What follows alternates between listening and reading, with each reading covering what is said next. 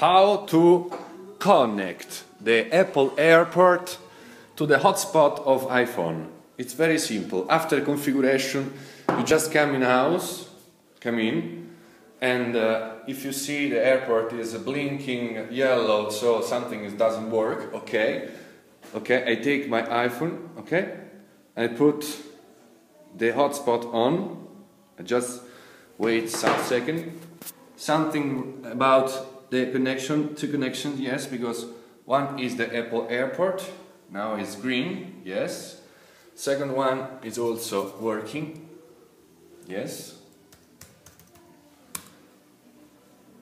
and everything is okay.